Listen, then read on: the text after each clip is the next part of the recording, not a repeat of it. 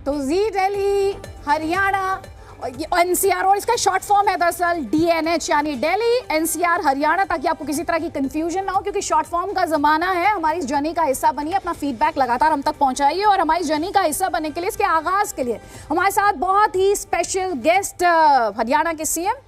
जैसा कि मैंने शुरुआत में ही कहा, किसी इंट्रोडक्शन की उन्हें जरूरत नहीं, उनके हाथ स्टैंड के लिए उन्हें जाना जाता है। सुर्खियों में रहते हैं, बिना सुर्खियों में आए खुद। तो साहब बहुत बहुत स्वागत है, आपने इतना टाइम हमारे लिए निकाला। सबसे पहले तो आपसे मैं जानना चाहती हूँ, डीएनएच की बात हम कर रहे हैं, जी दिल्ली एनसीआर हरियाणा चैनल की हम बात कर रहे हैं, आपके अपनी एक्सपेक्टेशंस और अपेक्षाएं क्या है? देखिए, सबसे पहले तो मैं ये जो DNH दिल्ली एनसीआर हरियाणा इस चैनल की शुरुआत पर मैं इस परिवार को बधाई देता हूं, शुभकामना देता हूं, और जी मीडिया को भी खास करके मेरी ओर से शुभकामना कि उन्होंने एक नया चैनल आज जो है इस खास करके इस एरिया को दिया है, जिसमें हरियाणा का एक बहुत बड़ा भाग एनसीआर में भी आता है। तो इस नाते से वैसे तो जी न्यूज़ अपने आप में एक बड़ा चैनल पहले भी है, और इसके कई प्रदेशों में जो सारी सेवा इसकी चलती है, बहुत सराहनीय काम है। अभी सूचना क्रांति का ये युग है, और सूचना क्रांति में जिस प्रकार से तेज़ी आ रही है, और जैसे आज विश्व जो एक बहुत जिसको कहते हैं कि globe is a village now, तो विश्व एक ग्राम बन गया है। सूचनाओं का बहुत बड़ा महत्व है, तो ऐसे सूचनाओं के महत्व के समय इस गति को और आप आगे बढ़ा रहे हैं। अब ये जो मैं समझता हूँ कि दिल्ली एनसीआर का ये चैनल हरियाणा सरकार और जनता के बीच में एक सेतु का काम करेगा। हमारी जो जितनी भी योजनाएं हैं, जन सेवा की योजनाएं, जितने हमारे बढ़ते हुए कार्य हैं, निश्चित रूप से जनता तक वह पहुँचाएँगे। और इस नाते से मेरी अपेक्षा है कि दिल्ली एनसीआर ये जो चैनल है, ये जनता के लिए भी उपयोगी होगा, सरकार के लिए भी उपयोगी होगा, और मैं इस अवसर पर आपकी पूरी टीम को बहुत बहुत बधाई और शुभकामना देता हूँ। बहुत बहुत शुक्रिया सर, और हम आपके बहुत शुक्रगुजार हैं, आभारी हैं कि आपने अपने इतने व्यस्त कार्यक्रम से, जबकि हम रोज़ देख रहे हैं आप कई योजनाएं और कई जो परियोजनाएं आपकी उनका उद्घाटन करें, तो व्यस्त कार्यक्रम से आपने डीएनएच के लिए वक्त निकाला, और मुझे बहुत अच्छा लगा आपने ये जो शॉर्ट फॉर्म का ज़माना है, आपने उस शॉर्ट फॉर्म को इस तरीके से एकदम हमारे दर्शकों के सामने रिपीट भी किया। खबरें देखने का वक्त मिल पाता आपको? जब मैं केंद्र पर होता हूँ, चंडीगढ़ में होता हूँ, समय बहुत कम मिलता है, लेकिन सामान्यतः जब मेरा टूर कभी होता है तो निश्चित रूप से वहाँ जहाँ मैं ठहरा होता हूँ, टीवी भी देख लेता हूँ, समाचार पत्र भी देख लेता हूँ, लेकिन समय अनुमति नहीं देता कि उसको जितना देखना चाहिए उतना देख पाता हूँ। फिर भी उसकी सेंस वो जो मिलती है, और ख़ास करके सोशल मीडिया का ज़माना है, तो मेरे पास उसका जो नेट है वो हर दिन ट्वीट्स के उसके माध्यम से आ जाता है, ट्विटर के माध्यम से और व्हाट्सएप के माध्यम से, उसके माध्यम से मुझे जानकारियाँ मिल जाती हैं। तो आप ये कह रहे हैं कि इंफॉर्मेशन टेक्नोलॉजी के युग में सोशल मीडिया आपका सबसे बड़ा कनेक्ट है, जो आपको खबरों से कनेक्टेड रखता है? उसके लिए समय अलग से निकालने की आवश्यकता नहीं होती। ट्रैवलिंग में भी देख लेते हैं, कभी गाड़ी में बैठे हैं तब देख लेते हैं, कभी रात को सोने से पहले देख लिया। उसमें समय का अलग एक निश्चित बांधना नहीं पड़ता है, इस कारण से वो आसान है। जाटलैंड में आपके ठाठ हैं, वजह क्या है? ठाठ तो मेरे पूरे हरियाणा में है, खाली के जाटलैंड में क्या है। हम हरियाणा की पूरी जनता को एक प्रकार से देखते हैं, और हमारा कभी भी ये नहीं रहा कि हम किसी इलाके को किसी उस नज़रिए से देखें कि अलग से ये लैंड है, ये लैंड है। मेरे लिए हरियाणा एक है। हमने 2014 में जब चुनाव लड़ा था तो आदित्य जी एक नारा दिया था मैंने, हरियाणा एक हरियाणवी एक, और उस नाते से मैंने कभी हरियाणा को नहीं बांट के देखा कि ये किसका लैंड है। ये हरियाणा एक है, और हरियाणवी सब एक हैं, हम इस नाते से काम करते हैं। चलिए, फिर मैं अपने सवाल को दोबारा से आपसे पूछती हूँ, दोबारा से इसे रिफ्रेश करने की कोशिश करती हूँ। हरियाणा में आपके ठाठ हैं?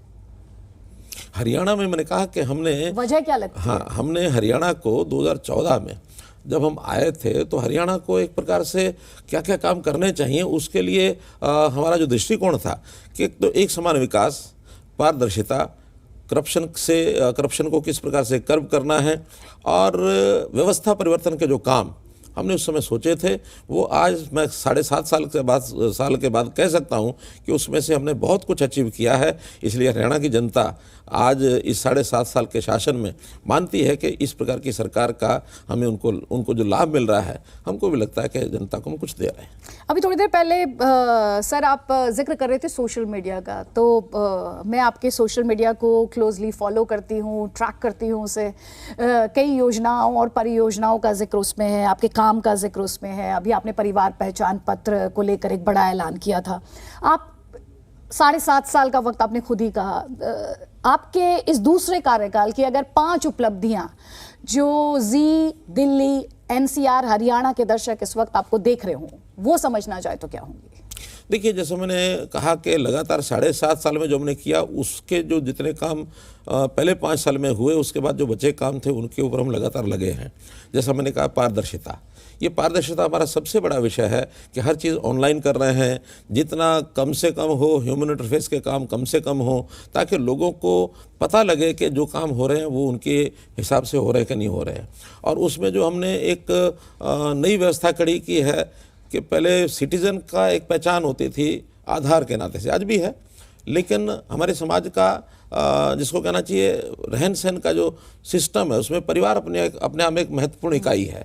तो परिवार की पहचान के नाते हमने परिवार पहचान पत्र जो बनाया है, ये हमारी सबसे बड़ी उपलब्धि मैं मान सकता हूँ कि जिसके माध्यम से हर परिवार की क्या पोजीशन है, क्या उसकी इस समय प्रोफाइल है, क्या उसकी आवश्यकताएं हैं और क्या उसके अंदर विशेषताएं हैं। तो ऐसी सब बातों को ध्यान में रखते हुए गरीब परिवारों को घर बैठे उनकी आवश्यकता ये उनको मिले, उनकी मांग को पूरा करें। वरना तो क्या है, लोग अपनी एप्लीकेशन लेकर के दरखास्त लेकर के दफ्तरों के चक्कर काटते रहते थे, दस्तावेज़ को ढूंढते रहते थे। तो ना अब दस्तावेज़ होगा, ना दफ्तर होगा, ना दरखास्त होगी, कुछ नहीं होगा, बल्कि जो उसकी आवश्यकता है, जैसे हमको पता लगे उसकी आवश्यकता, उसके घर में उसको पहुँचाया जाएगा। जैसे अभी हमने राशन कार्ड, पहले लोग राशन कार्ड बने नहीं हैं, पीला राशन कार्ड मेरा नहीं बना है, घूमते रहते थे। अब हमको ध्यान में है कि इनकम वेरिफिकेशन के बाद जिस परिवार की आय 1,80,000 रुपया सालाना से कम है, उसको घर बैठे राशन कार्ड पहुंचेगा, घर बैठे पहुंचेगा। ओल्ड एज पेंशन है, जिस व्यक्ति की एज 60 साल हो गई है, 1 महीना पहले सरकार का आदमी जाएगा, उनसे उसका ऑप्शन लेगा और उसकी कंसेंट लेने के बाद, और अगर उस चाहता है तो उसकी पेंशन उसके घर में जा कर के मिलेगी। हम उसको अब दफ्तरों के चक्कर नहीं काटने पड़ेंगे उसको। तो इस प्रकार की कई व्यवस्थाएं जो मैंने की हैं। अब इंफ्रास्ट्रक्चर भी हमारा जिस गति से आगे बढ़ रहा है, खास करके एनसीआर के एरिया में हमने बहुत प्रोजेक्ट शुरू किए हैं। नेशनल हाईवे के हमारे 17 प्रोजेक्ट्स इस वर्ष घोषित हुए थे, जिसमें से 11 पूरे हो चुके हैं, 6 पर अभी काम चल रहा है। जो हमारा नेटवर्क इंफ्रास्ट्रक्चर का पूरे हरियाणा में बना है, जैसा अब नए इंफ्रास्ट्रक्चर के नाते से जो दिल्ली से लेकर के कटरा का जो सड़क बन रही है, उसकी ज़मीन एक्वायर होने लग गई है। इसी प्रकार ट्रांस हरियाणा इस्माइलाबाद से लेकर के और नारनौल तक जो सड़क बन रही है वो तकरीबन कंप्लीट होने वाली है। ऐसे ही जो हमारा एक नेशनल हाईवे समझो दिल्ली से लेकर के, और हम जो बनाने जा रहे हैं पानीपत से लेकर के डब वाली एक नया इंफ्रास्ट्रक्चर, ये हम बनाने जा रहे हैं। दिल्ली से वडोदरा ये एक नई सड़क ये बन रही है, और छोटी सड़कें तो बहुत बन रही हैं। ये बड़े बड़े प्रोजेक्ट भी हमारे हरियाणा की जनता को उनको रोज़गार दिलाएंगे, उद्योग आएगा और आर्थिक स्थिति मजबूत होगी। इस नाते से ये सारे प्रोजेक्ट हम कर रहे हैं। हम मेडिकल कॉलेजेस घोषणा की थी कि हर जिले में मेडिकल कॉलेज होगा। अब 22 के 22 जिलों के मेडिकल कॉलेजेस की हमारी घोषणा हो चुकी है। आने वाले 3 वर्ष में हर जिले में मेडिकल कॉलेज होगा। ये हमारी अपने आप में अचीवमेंट है। तो हमने जनता के सुख के लिए, जनता को हैप्पीनेस इंडेक्स उसका कैसे बढ़े, ईज ऑफ लिविंग कैसे हो, इस ओर काम कर रहे हैं। हैप्पीनेस इंडेक्स की बात अक्सर भारत की राजनीति में नेता नहीं करते हैं। मुझे बहुत अच्छा लगा आप करते हैं, बहुत अच्छा लगा। और इसीलिए हम यही हम कहना चाह रहे थे कि जो जी, दिल्ली, एनसीआर, हरियाणा के दर्शक हैं, उन्हें ये हैप्पीनेस इंडेक्स जो है इसका हम भी ख्याल रखेंगे एक जी मीडिया का नया सदस्य होने के नाते, और इसलिए आपको हमारे साथ जुड़ना भी चाहिए। मनोहर जी, आपने इतनी सारी योजनाएं गिनवाई हैं, आपकी उपलब्धियां गिनवाई हैं, इसमें पंक्चुअलिटी कितना बड़ा रोल प्ले करती है? क्योंकि आपके बारे में जब बात होती है तो समय की पाबंदी की बात होती है। हमेशा ये कोशिश रहती है कि जहां भी पहुंचना है समय से पहले पहुंचा जाए, ताकि किसी को हमारी इंतजार न करनी पड़े। आखिर मैं तो एक हूं, मैंने 10 मिनट अपने आप को लेट किए, शायद 10 मिनट मैंने अपने बचा लिए होंगे किसी और काम के लिए, लेकिन जो मेरी इंतज़ार में बैठे हैं, और मान लो अगर हज़ारों आदमी इंतज़ार में हैं तो कितने हज़ार मिनट उनके चले गए, तो कितना समय ख़राब हुआ। तो नेशनल लॉस इसमें इंतज़ार करने वालों का बहुत ज़्यादा होता है। तो आपने हैप्पीनेस इंडेक्स की बात की, आपने नेशनल लॉस को किस तरह से कैलकुलेट किया है, ये बारीकियां होती हैं जिन पर अक्सर हमारे नेता जो है अनदेखी करते हैं। लेकिन आप सुन रहे हैं हरियाणा के सीएम को, किस तरह वो ये कह रहे हैं कि जो लोग उनका इंतजार कर रहे हैं वो उनके टाइम को लेकर कैलकुलेशन करते हैं। अपने आप में बहुत ये इंटरेस्टिंग है सर। आपके बारे में आपके विरोधी कहते हैं आप स्टैंड बहुत हार्ड लेते हैं। नाम आपका मनोहर है लेकिन आप स्टैंड बहुत हार्ड ये बात किसी हद तक ठीक भी है और किसी हद तक ठीक नहीं भी है। जहाँ हार्ड होना होता है समाज हित में हार्ड होना चाहिए, और जहाँ विनम्रता की आवश्यकता वहाँ विनम्रता में भी हम कभी पीछे नहीं रहते हैं। मेरे मन की संवेदनशीलता शायद ही कोई समझ सकता है कि एक गरीब व्यक्ति, जिस व्यक्ति को, जैसे मैंने थोड़ी देर पहले कहा कि उसको जानकारियाँ ही नहीं है कि सरकार की योजनाएं क्या है, उसका लाभ मैं कैसे ले सकता हूँ। अभी तक क्या होता रहा है, सरकार की योजना चाहे केंद्र सरकार की बनती है चाहे प्रदेश सरकार की बनती है, हम घोषणाएँ करते हैं, पब्लिश हो जाती हैं, टीवी पर आ जाती हैं, अखबारों में, लेकिन उस व्यक्ति को उस योजना का लाभ लेने के लिए दफ्तरों के चक्कर काटने पड़ते हैं। कई बार तो जो पात्र व्यक्ति होता है वो ले भी नहीं पाता है, जो पात्र नहीं होता वो उसको दौड़ करके जा करके और हड़प लेता है। तो ऐसे लोगों से बचाव करके, और जिन लोगों की उसकी ज़रूरत है उसके घर में जाकर उसको दे के आना, ये संवेदनशीलता के माध्यम से ही हुआ है। अगर हम संवेदनशीलता नहीं होते तो हम कहते ठीक है जो जैसा पड़ा रहे। आखिर गरीब आदमी के प्रति हमारे मन में एक संवेदनशीलता चाहिए, और ये हमारे मन में पंडित दीनदयाल जी उपाध्याय ने अंत्योदय का जो दर्शन दिया था उसके माध्यम से हमारे मन में आई है। अच्छा ये बताएं, आपका कार्यक्रम जो है काफ़ी व्यस्त रहता है, आप द कश्मीर फाइल्स देख पाए? क्योंकि ये सवाल मैंने आपसे इसलिए पूछा क्योंकि आपने कश्मीरी पंडितों के लिए ऐलान किया, आपने प्लॉट का आवंटन किया, तो क्या फिल्म देख पाए? जिस दिन फिल्म रिलीज हुई थी उससे अगले दिन देखा आया था। क्या बात है। और जितने शायद लीडर्स ने उसको देखा होगा, सबसे पहले देखने वाला मैं ही था। पंचकुला में जाकर के देखा था स्पेशली। तो कश्मीरी पंडितों को लेकर, इस फिल्म को लेकर जो जिस तरह के विवाद हुए, कहा गया कि ध्रुवीकरण की कोशिश की जा रही है, एक कम्युनिटी विशेष को इसके माध्यम से टारगेट किया जा रहा है, आपने वो फिल्म देखी, आपके थॉट्स क्या हैं? देखिए, इतिहास अपने आप में इतिहास होता है, उसको कोई मिटा भी नहीं सकता है। इतिहास घटित जब होता है कोई उसको बदल नहीं सकता है। बल्कि मैं तो यहाँ तक कहूँगा कि इस देश का प्राचीन इतिहास जिसको अंग्रेज़ों ने मिटाने की कोशिश की, जो वास्तविक इतिहास था उसको कभी दिखाया नहीं। उस इतिहास को अगर दिखा देते तो इस देश की जनता बहुत पहले जागृत हो जाती। इतिहास को जब छुपाया जाता है उसका कुछ हेतु होता है। कश्मीर के अंदर क्या हुआ है, मैं चश्मदीद गवाह हूँ। मैं कश्मीर में, मेरे पास कुछ समय कश्मीर का काम रहा है, और कश्मीर में जाकर के श्रीनगर क्या, कुपवाड़ा क्या, बाकी सब जगह उन महलों में, उन घरों में हो के आया हूँ जहाँ कश्मीरी पंडितों के खिलाफ जो इस प्रकार की अत्याचार किए गए वो स्वयं मैंने देखे हैं। 2002 में मुझे राजनीतिक यानी क्षेत्र से संगठन का काम मुझे कश्मीर का मिला, और उस समय जो किस्से, क्योंकि 10-11 साल ही हुए थे कश्मीरियों को वहाँ से छोड़ करके आए हुए, और उनमें की जाने की इच्छा थी तब भी वो जा नहीं पाते थे। किस प्रकार से उनके बहन बेटियों को किस प्रकार से वो सारा किया गया, वो कोई झूठी बात नहीं है, वो सच्ची बात है। लेकिन अगर सच्चा इतिहास दिखाने के बाद लोगों को भय लगता है तो देखना चाहिए कि घटनाओं की पुनरावृत्ति ना हो।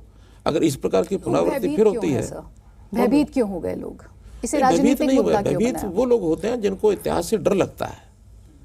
जिसको इतिहास से डर नहीं लगता है, अब पुराने समय के इतिहास को कभी भी आप कुरेद के देखेंगे तो इस देश की अपनी एक आत्मा है, इस देश की अपनी एक चित्ती है। इस देश की चित्ती को अगर मारने की कोशिश की गई तो देश नहीं बचेगा। देश में राष्ट्रीयता का भाव जागृत करना है तो वास्तविकताएं दिखानी पड़ेंगी। अब इससे जो डरेंगे, जो इसकी हामी भरेंगे। इस देश में लीपापोती करने से कुछ नहीं बनता है। वास्तविकता होती है।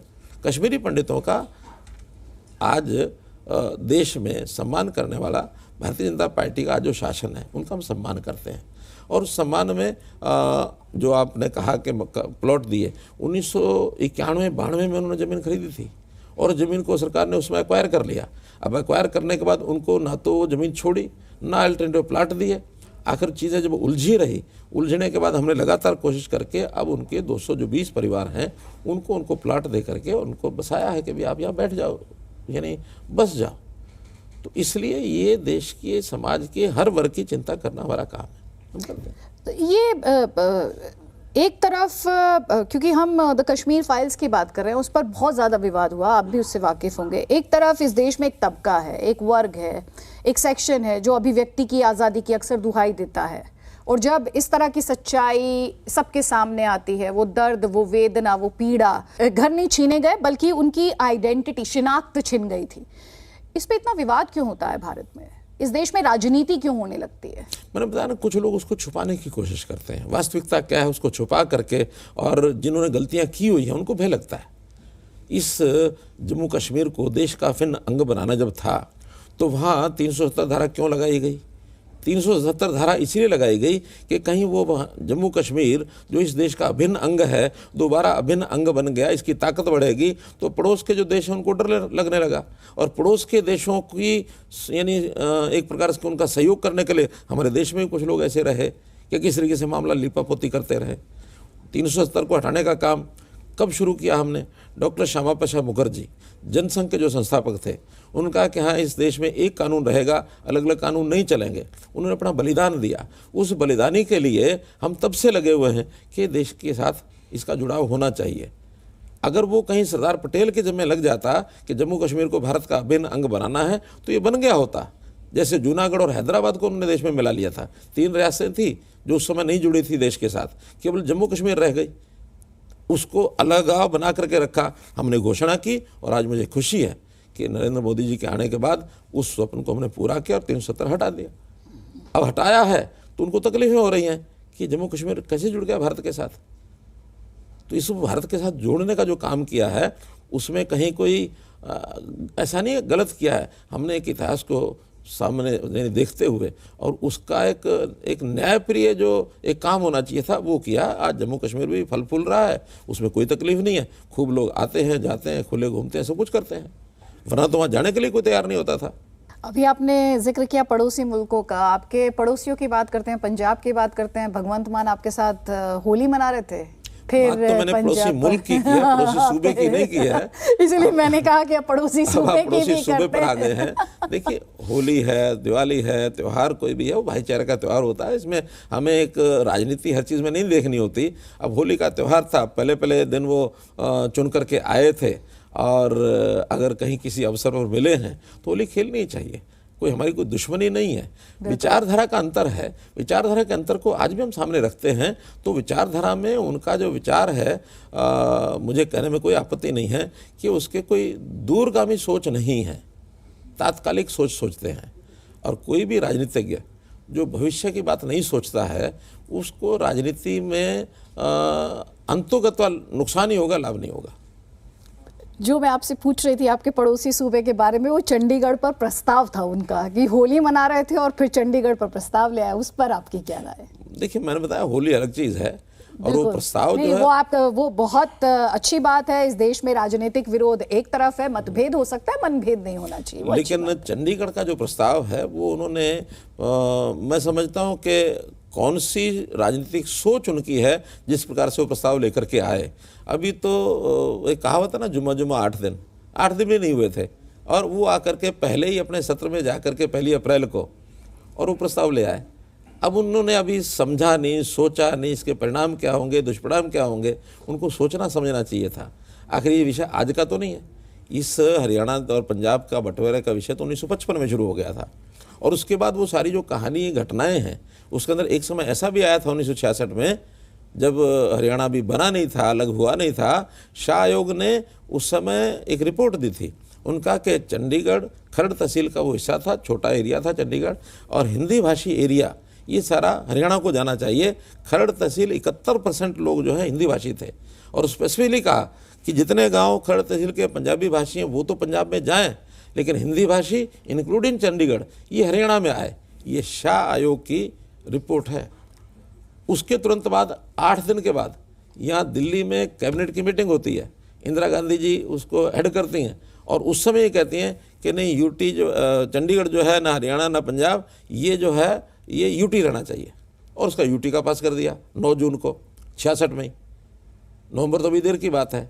जब नवंबर आया उस समय विभाजन हुआ, यूटी बन गया, लेकिन कुछ समय के बाद इंदिरा गांधी अवार्ड सुना दिया, अकॉर्ड सुना दिया। इंदिरा गांधी अकॉर्ड में उन्होंने कहा कि चंडीगढ़ जो है अब ये पंजाब को जाना चाहिए और बदले में 105 गांव ये हरियाणा को जाने चाहिए।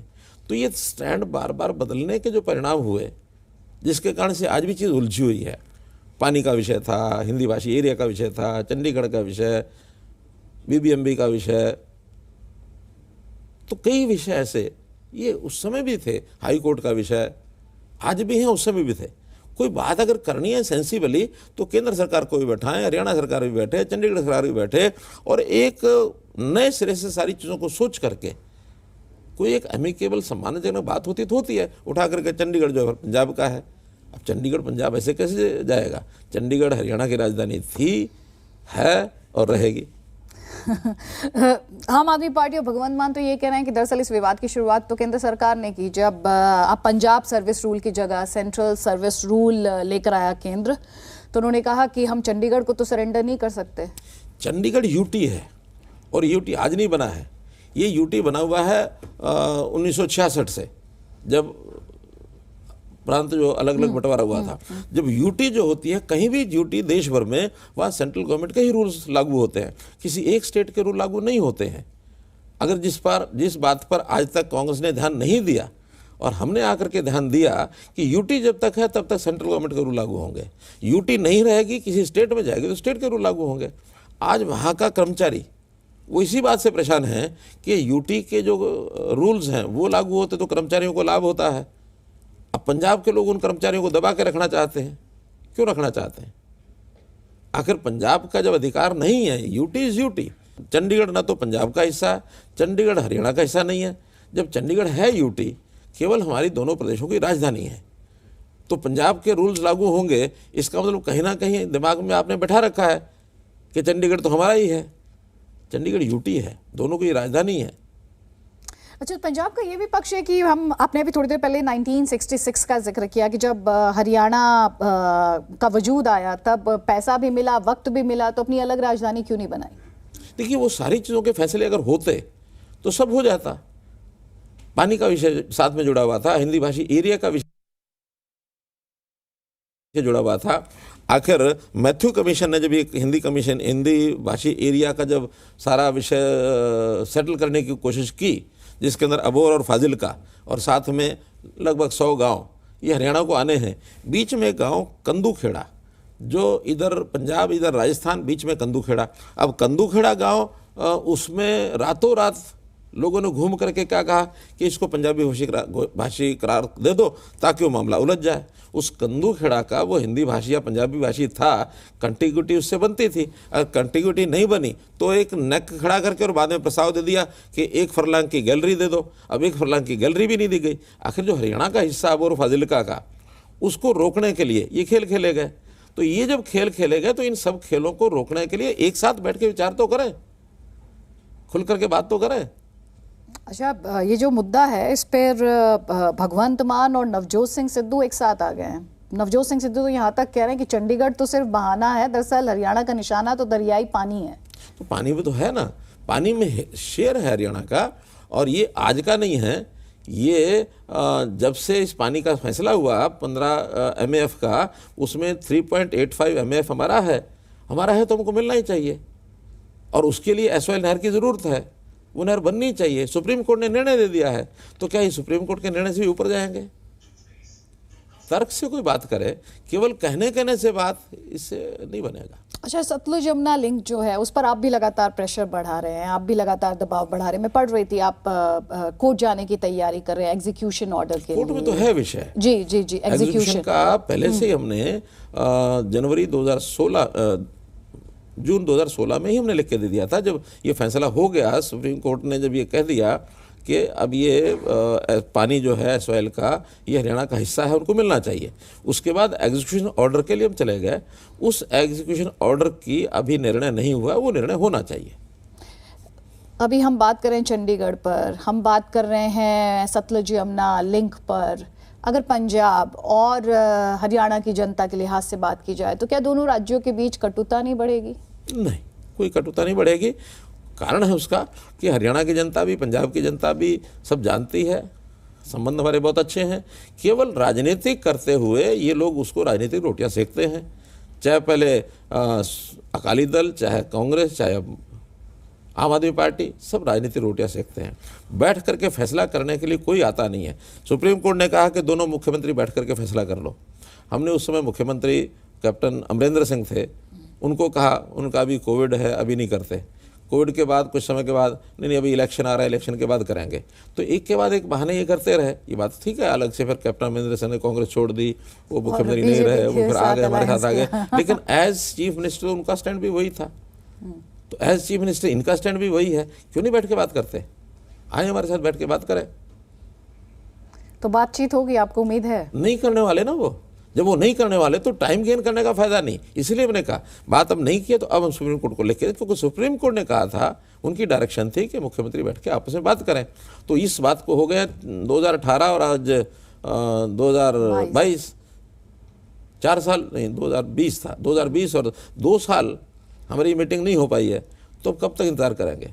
हम सुप्रीम कोर्ट को कह देंगे बैठने के लिए तैयार नहीं, आप फैसला करिए। अच्छा, दिल्ली में अरविंद केजरीवाल, पंजाब में भगवंत मान, और दोनों ही जगह आम आदमी पार्टी बड़ी मेजॉरिटी के साथ, आपके लिए कितने चैलेंजेस हैं? नहीं, कोई चैलेंज नहीं है, बल्कि चैलेंज तो उनके लिए है कि वो पंजाब में क्या करेंगे। उनको सोचना पड़ेगा पंजाब में कैसे वो बुरे फंसे हैं। अच्छा, फंसे हैं? फंस गए हैं। फंस इसलिए गए हैं कि वायदे दुनिया भर के ऐसे 10-10 उन्होंने गारंटीज दी हैं कि मैं आपको ये गारंटी देता हूँ, मैं आपको ये गारंटी देता हूँ, मैं आपको ये गारंटी देता हूँ। गारंटी क्या दे दी कि हम कोई टैक्स नहीं बढ़ाएंगे। वैसे टैक्स तो वैट के अलावा कुछ बढ़ा भी नहीं सकते स्टेट वाले, लेकिन मानो वैट भी बढ़ाने की बात कभी कल को आती, वो उसमें भी कहें कि नहीं बढ़ाएंगे। अब स्टेट का बजट कैसे पूरा करेंगे? आज स्टेट कितनी बुरी हालत में है, घाटे में, कि जीडीपी और डेट का जो रेशो होता है वो रेशो 25% से ऊपर नहीं जाना चाहिए। अब तो खैर केंद्र सरकार ने उसको 32.5% कर दिया, लेकिन पहले 25 का एक पैमाना था। हमने कभी 25 से ऊपर डेट नहीं लिया। आज भी हम 24% पर हैं, और पंजाब 42 या 48 समथिंग पहुंच गया। उनको कोई ऋण देने वाला नहीं है, यानी अगर वो कल को ऋण भी लेना चाहें, आज उनको 10% रेट ऑफ इंटरेस्ट पर ऋण मिलता है, हम 6.5% पर लेते हैं। तो इसलिए उनकी साख खत्म हो गई है, और पैसा नहीं आएगा, और वायदे ही कर दिए कि हम ये मुफ्त दे देंगे, वो मुफ्त दे देंगे। 1,000 रुपया हर 18 वर्ष से ऊपर की महिला को हम हर महीने ये मुफ्त भेजेंगे उनके अकाउंट में, कह दिया उन्होंने। अब उन्होंने हिसाब लगाया क्या कि 1 करोड़ महिलाएं हैं वहाँ 18 साल से ऊपर की, अर्थात 1,000 करोड़ रुपया हर महीने, 12,000 करोड़ रुपया साल का कहाँ से दे देंगे? उनका कि 300 यूनिट बिजली जो है हम जो फ्री दे देंगे। 300 यूनिट का मतलब है कि अगर 3 रुपये यूनिट भी लगा लिया जाए, लोअर जो रेट है उसका, तो 900 रुपया, 1,000 रुपया महीने का हो गया। 55 लाख परिवार हैं जो इस लेवल के बिजली को प्राप्त करते हैं। 550 करोड़ रुपया महीने का चाहिए उनको, 6600 करोड़ रुपया साल का, 6,500 करोड़ रुपया कहाँ से दे देंगे? आपने मैथमेटिक्स बहुत अच्छे से पूरी स्टडी की आपने, तो मुझे man of mathematics. I can clearly see that. अगर हरियाणा की फील्ड की बात करें आप, क्योंकि आप अब मैथमेटिक्स एंड कैलकुलेशंस की बात कर रहे हैं, आम आदमी पार्टी के आपने पंजाब में जो चैलेंजेस हैं उनकी बात की, अब ये आम आदमी पार्टी आपके लिए कितना बड़ा चैलेंज है हरियाणा में, जिस तरह से अशोक तंवर ने कोई चैलेंज नहीं ज्वाइन कर ली? तो हमारा सब कोई संबंध नहीं अशोक तंवर से, वो तो कांग्रेस से निकला हुआ दर दर भटकता हुआ एक। लेकिन आपके लिए कितना चैलेंज? कोई चैलेंज नहीं, मैंने बताया ना। चैलेंज हो किसी के लिए और के लिए हो सकता है, और मुझे लगता है कि हरियाणा में पिछले 6 साल से 7 साल से वो प्रयत्न कर रहे हैं। ये 2014 के चुनाव से भी पहले भी उन्होंने प्रयत्न किया, आखिर कहीं नहीं टिक पाए। बहुत दौरे किए उन्होंने, सड़क के भी, मार्ग के भी, बड़े बड़े दृश्य दिखाए। हरियाणा का और दिल्ली का वो मुकाबला करते थे, दिल्ली और हरियाणा का मुकाबला नहीं हो सकता। हरियाणा का पंजाब का मुकाबला हो जाएगा, दिल्ली हरियाणा का इसलिए नहीं हो सकता कि दिल्ली में सरकारी स्कूलों की संख्या 1,000 है। हमारे यहाँ कितनी संख्या है सरकारी स्कूलों की? 14,000। 1,000 स्कूल का प्रांत 14,000 स्कूल चलाने वाले प्रांत से मुकाबला कैसे करेगा? या 14,000 वाले 1,000 से कैसे करेंगे? दिल्ली की खेती की ज़मीन 1 लाख एकड़ भी नहीं है। हमारे 80 लाख एकड़ ज़मीन है खेती की, 17.5 लाख हमारे यहाँ किसान हैं, उनके यहाँ 1 लाख भी नहीं है, हज़ारों में किसान हैं। हमारे यहाँ फौजी 3.5 लाख फौजी हैं, उनके यहाँ 50,000 भी नहीं होंगे। जो मुकाबले करते हैं फौजी का, किसान का, स्कूलों का, तो कोई चैलेंज नहीं आपके लिए? चैलेंज मतलब कोई मुकाबला नहीं हो सकता दिल्ली के लिए। दिल्ली का निश्चित रूप से, दिल्ली एक इकोनॉमिकली हरियाणा से स्ट्रॉन्ग इसलिए है कि यहाँ काफ़ी उनको रेवेन्यू बहुत आता है। रेवेन्यू आज जीएसटी भी ज़्यादा आता है, बाकी रेवेन्यू भी है, खर्चे दिल्ली के उतने हैं नहीं। जिस स्टेट जिसको कहना चाहिए फुल फ्लैश स्टेट, उसका मुकाबला फुल फ्लैश स्टेट से हो सकता है। पंजाब का मुकाबला करेंगे तो, इसीलिए मैं कह रहा हूँ पंजाब उनके लिए चैलेंज है। How will come out of this challenge, this to be seen. Fantastic. Manohar Lal ji, बहुत बहुत शुक्रिया, आपने इतना समय दिया और इतना स्पष्ट तौर पर अपनी बात रखी है सभी मुद्दों पर, न सिर्फ हरियाणा और जो सूबे के साथ दूसरे सूबों के संबंध है, बल्कि जो नेशनल मुद्दे हैं उन पर भी आपने अपनी बात रखी है। बहुत बहुत शुक्रिया सर, बहुत बहुत आभार आपका। धन्यवाद।